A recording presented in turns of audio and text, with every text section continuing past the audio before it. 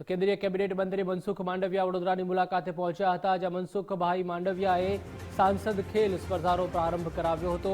સાંસદ હેમાંગ જોશી દ્વારા સવા સ્પોર્ટ્સ કોમ્પ્લેક્સ ખાતે આયોજન કરાયું હતું।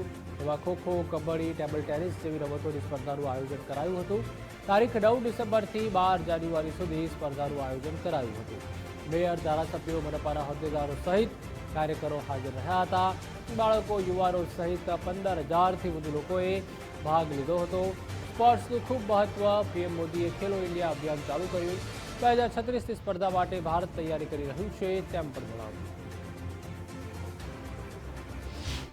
ગમતથી માણસ માનસિક રીતે પણ શારીરિક રીતે પણ એ તંદુરસ્ત રહે છે।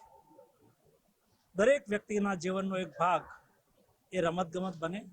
મોદીજીનું ફિટ ઇન્ડિયાનું સ્વપ્ન સાકાર થાય।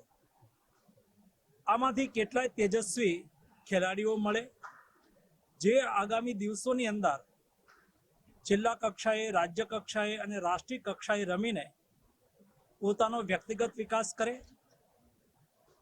રાજ્ય અને રાષ્ટ્રનું ગૌરવ વધારે અને આંતરરાષ્ટ્રીય સ્પર્ધાઓની અંદર પણ ભાગ લઈને એક સારા એથ્લીટ તરીકે પણ કોઈ વ્યક્તિને ઓપોર્ચ્યુનિટી મળી જાય, એના માટે હું માનું છું કે આ પ્રકારની સાંસદ ખેલકૂદ સ્પર્ધા એ ખૂબ જ ઉપયોગી સાબિત થશે।